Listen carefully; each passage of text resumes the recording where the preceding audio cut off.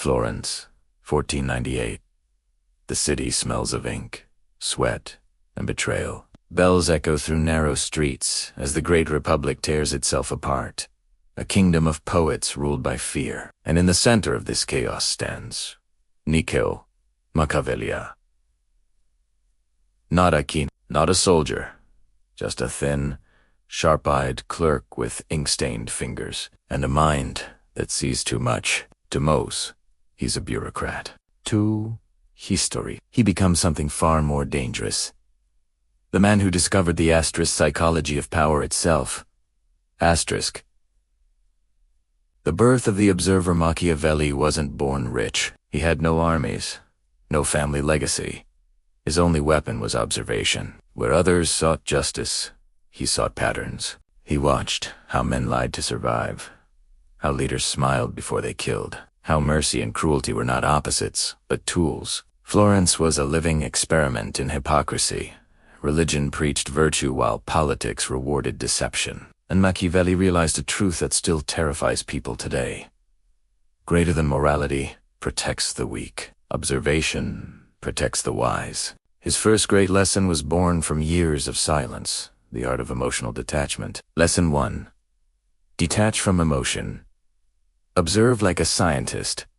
Asterisk, power destroys those who feel too much. Machiavelli learned that in Florence, emotion was not a sign of humanity. It was a weakness predators could smell. When rulers wept for mercy, the ambitious moved against them. When ministers hesitated from guilt, their rivals struck. When men let pride cloud reason, they signed their own deaths. So Machiavelli trained himself to become something colder, not cruel, but calculating. He didn't hate or love easily, he observed. He wrote. He studied human behavior like a surgeon, studying disease. He began to see patterns where others saw chaos. Asterisk. The loudest voices were usually the weakest. Asterisk. The honest men were often hiding deeper ambition. Asterisk. And every act of virtue had a shadow motive waiting beneath it. Eonce wrote. A wise ruler must learn how not to be good. Not because he rejected goodness, but because he understood that blind goodness is predictable, and predictable men never survive the storm. The first psychological shift. The Florentine Republic sent Machiavelli on missions to foreign courts, to France, to Rome, to the lands of warlords and kings. Everywhere he went, he didn't just take notes on treaties or armies.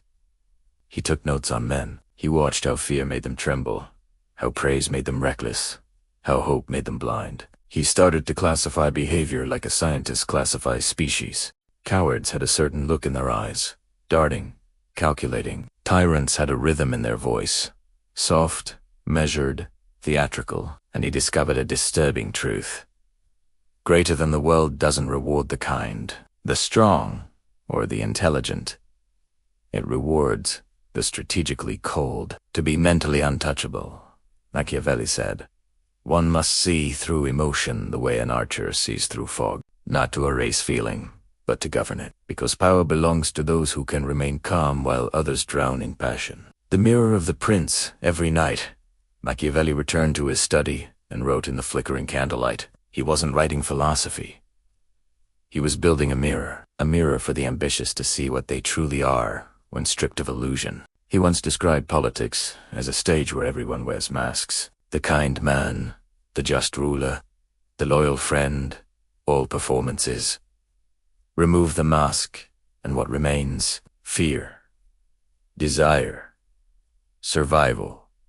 He watched leaders fall not because they lacked strength, but because they believed their own lies. One believed his virtue would protect him. Another believed his friends were loyal. Another believed that destiny was on his side. They all ended the same. Betrayed, beheaded, forgotten. Machiavelli's mind began to crystallize into something terrifyingly clear. Greater than to understand men, you must first abandon the fantasy that they are noble. He didn't say this out of bitterness, but precision. He was a man who refused to be blinded by wishful thinking. He studied not the world as it should be, but as it is. And that single distinction between idealism and observation would become the foundation of his power. A city built on betrayal by 1500. Florence was a every noble family plotted, every priest whispered, every friend might be an enemy tomorrow. Machiavelli stood at the edge of that board not as a king, but as a mind who could see the entire game. He began to test his understanding, advising leaders, manipulating perceptions, crafting letters that could shift entire alliances. He found that the most powerful weapon was not the sword, but the prediction of the sword. Fear, he realized, was the invisible hand that guided empires. But that insight came with a cost, because once you begin to see people as instruments, not allies, it changes you forever. You can never go back to innocence. And that is the moment Machiavelli crossed the invisible line. From moral observer to psychological engineer. The moment that forged the prince in 1502. Florence sent him to meet Cesare Borgia, the Duke of Valentinois, the most feared man in Italy, a warlord known for smiling before he killed you. To Machiavelli, Borgia wasn't a monster. He was proof. Proof that fear, strategy, and theater could hold more power than armies. As Machiavelli watched Borgia dominate Italy with charm and cruelty, he didn't flinch. He studied him the way a student studies a master. He realized that power, when used deliberately, could hypnotize. That appearances could be weaponized. That control was not about domination. It was about psychology. And thus the first great principle of mental untouchability was carved into his mind. Greater than detach, observe, and see what others cannot bear to see. Because the man who sees without emotion rules those who live within it. By the time Machiavelli returned to Florence, he was no longer the man who had left. He had seen the anatomy of power, stripped bare ambition, fear, betrayal, self-preservation. He no longer believed in heroes or villains. He believed in mechanisms. Predictable human patterns. And while others prayed for justice, he sharpened his pen into a dagger. He would write what no one else dared to say. That morality may comfort the soul, but only understanding human nature commands the world. Section 2. The Theater of Fear. Control without force. Florence had always been a stage, and Niccolò Machiavelli had always known it. But what he saw in the court of Cesare Borgia would burn a permanent scar into his understanding of power. It was here, amid the marble halls of Rome, that Machiavelli realized fear doesn't begin with violence, it begins with imagination. It happened one cold morning in 1502. Cesare Borgia, the Duke of Valentinois, invited his captain's men of blood, ambition, and treachery to a private meeting. They had betrayed him once, forming a secret alliance against him. Borgia, ever smiling, pretended to forgive. He promised reconciliation, brotherhood, and a new beginning under the banner of loyalty. Machiavelli was there, sent as Florence's envoy. He watched as the Duke embraced his enemies, offered them wine, and whispered words of peace. The air was calm, to come until the door closed. The laughter stopped. The guards entered. The captains were strangled in silence. One by one, their bodies left in the courtyard for the sun to discover. Borgia didn't shout, didn't threaten, didn't explain. He simply let the silence work for him.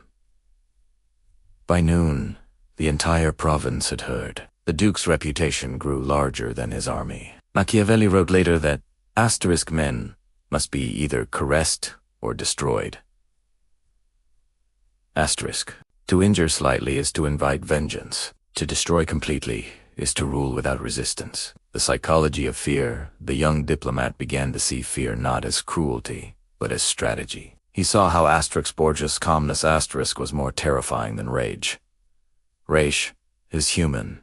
It can be predicted, manipulated, but calm cruelty, that confuses the mind, creates uncertainty, and uncertainty breeds obedience. Machiavelli realized that most rulers fail not because they are too harsh, but because they are too hesitant. They punish in anger and then regret it. They make threats, but don't follow through. Inconsistency weakens authority while measured ruthlessness solidifies it. He began to record the principle quietly in his notes.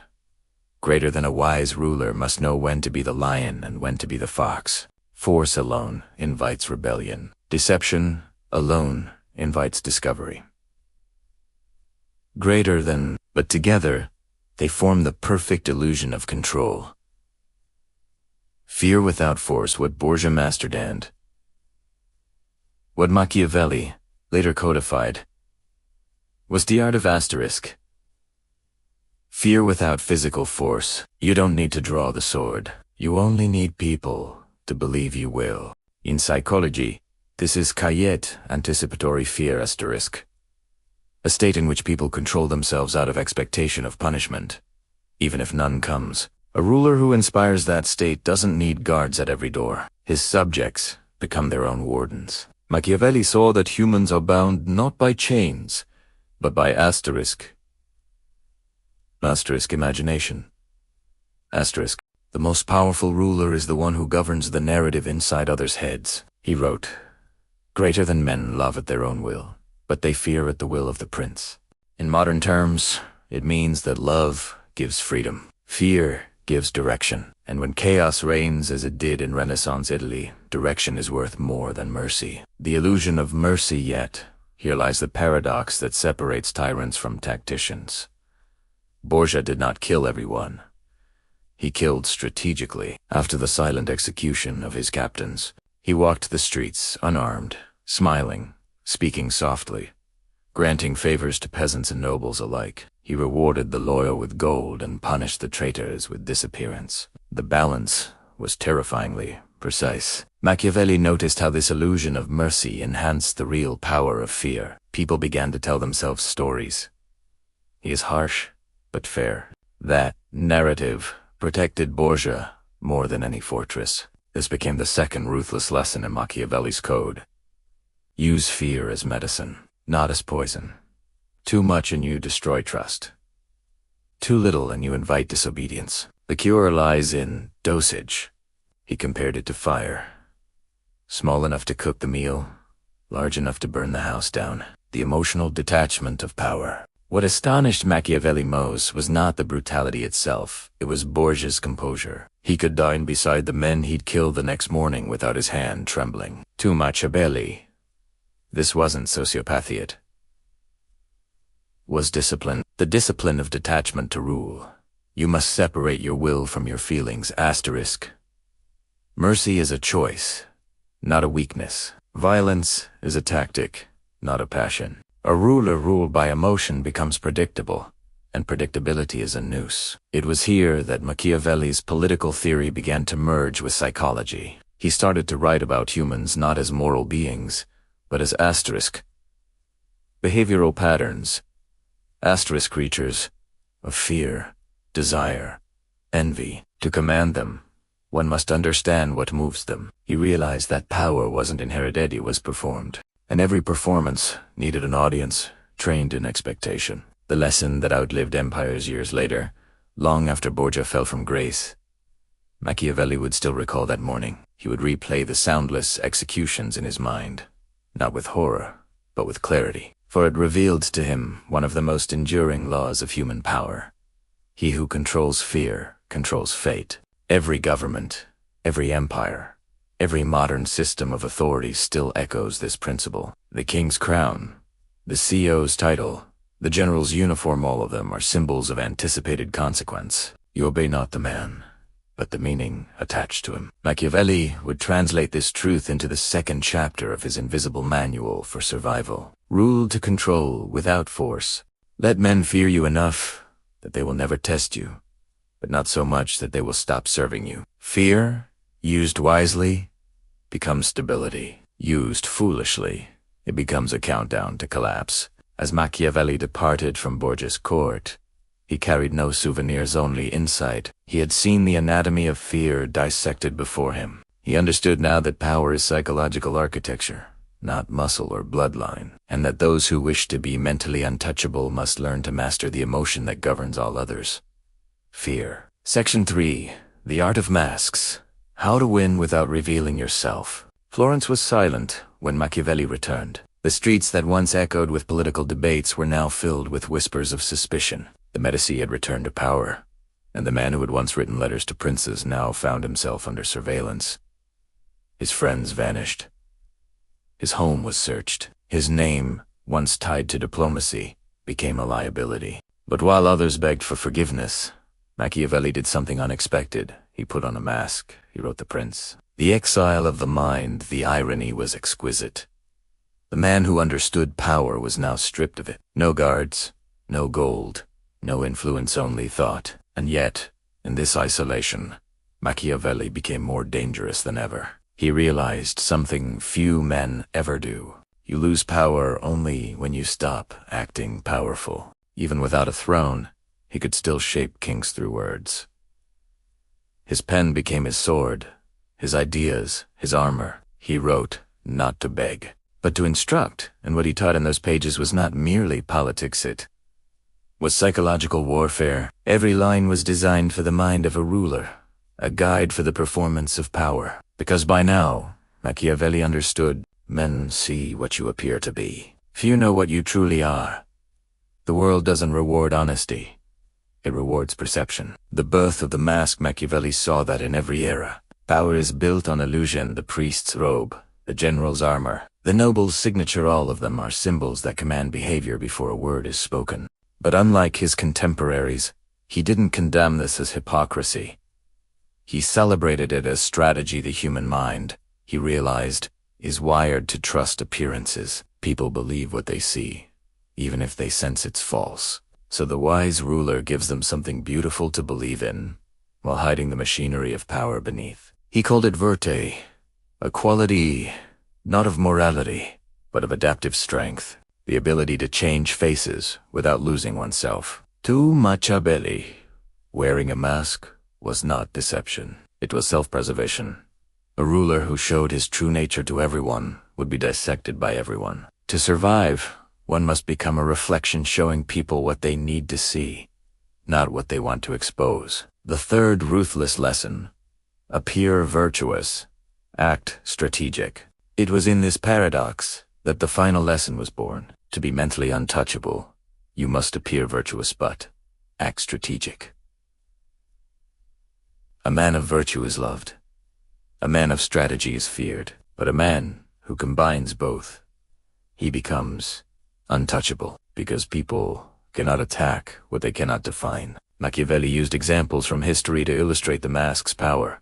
Julius II, the warrior pope, wrapped his aggression in holy robes. Ferdinand of Aragon cloaked his cunning under religious piety, expanding Spain while preaching morality. Cesare Borgia, the fox in A Prince's Cloak, ruled by charisma while plotting by calculation. Each wore a mask so convincingly that even their enemies fought to protect their reputation. This was the purest form of psychological warfare, when the narrative and reality follows. The inner conflict of the mask, yet Machiavelli was not blind to the cause. He knew that to wear masks, too long risks forgetting the face beneath. Power corrodes sincerity, and control demands performance.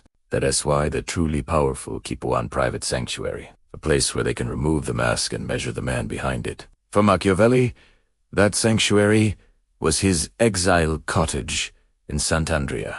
He would spend his mornings hunting, his evenings writing, shedding one face to build another. He once described the ritual in a letter. When evening comes, I return home and enter my study. I strip off the day's garments and put on robes fit for courts and kings. Thus dressed, I enter the ancient courts of men long dead, and am welcomed by them. Ebony in exile, he conversed with power. Ebony in defeat, he played the game. The anatomy of influence, the lesson Machiavelli encoded in The Prince, was not for tyrants, it was for survivors. He was teaching the art of mental armor. When you move through a world driven by envy, deceit, and ambition, truth becomes a vulnerability, so he taught men to guard it, not by lies, but be like a man who reveals everything will be destroyed by those who understand nothing. But a man who reveals selectively will be respected, feared, and never cornered. That's the essence of mental untouchability, to master both truth and illusion. It's not about manipulation. It's about control of your reactions, your image, and your silence. Machiavelli wrote, "A prince must learn how not to be good, and use it when necessary." He didn't mean evil, he meant clarity. The clarity to know when morality is a shield and when a desicade. Masks, in the modern world centuries later, the mask remains the first tool of influence. The psychologist calls it impression management. The strategist calls it optics. The Machiavellian calls it survival. Leaders still perform it. The calm CEO hiding panic behind composure. The politician smiling as allies plot his downfall. The diplomat shaking hands with his rival. All wear the mask, knowingly or not. The difference is awareness. To the unaware, the mask is self-deception. To the aware, it's self-command. And that is why Machiavelli's wisdom never died. In his final years, Machiavelli was never restored to power. Yet, in losing everything, he revealed the truth few conquerors ever learn. Power is temporary. Perception is eternal. Armies crumble, crowns tarnish. But an idea, that invisible mask of the mind, can command generations. He had discovered the code of psychological endurance. 1. Detach from emotion. See with clarity. 2. Control without force. Let fear move silently. 3. Appear virtuous. Act strategic. Hide your depth within simplicity. These were not just lessons for rulers, they were lessons for anyone who wishes to remain mentally untouchable in a world built on manipulation. When you master emotion, you become calm. When you master fear, you become stable. When you master perception, you become invisibilant. Therefore, untouchable. And somewhere, in the quiet holes of history, the Florentine who lost everything still smiles, because though his body lies in dust, his mind still governs men who have never read his name.